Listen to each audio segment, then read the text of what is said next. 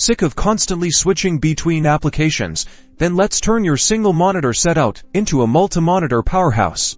First things first, you'll need a graphics card compatible with multiple monitors. Like our trusty Nvidia Gtx 710, take a look at the back of your computer and locate that graphics card with the GTX 710. You'll notice multiple output ports, likely a combination of DVI, HDMI, and VGA. You'll need to connect the correct cables from your monitors to those ports. Make sure your monitors and cables are compatible and that the cables are firmly plugged into both the monitor and the graphics card. Next, it's time to head into the Nvidia control panel. Right-click on your desktop and select Nvidia control panel. If you can't find it there, search for it in your Windows search bar. Once open, look for the display section. Within the display section, find the option set up multiple displays. This is where the magic happens.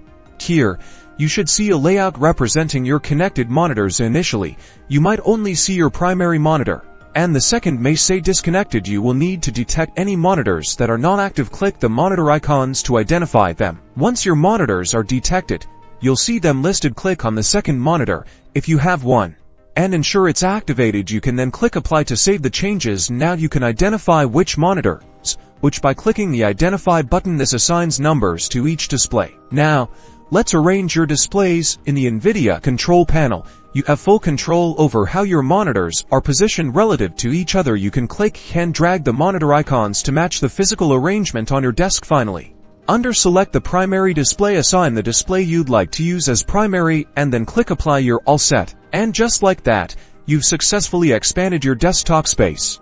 Enjoy the freedom of multitasking and increase productivity with your new dual monitor setup. Don't forget to tweak your settings in the Windows display settings as well for display scaling. Thanks for watching.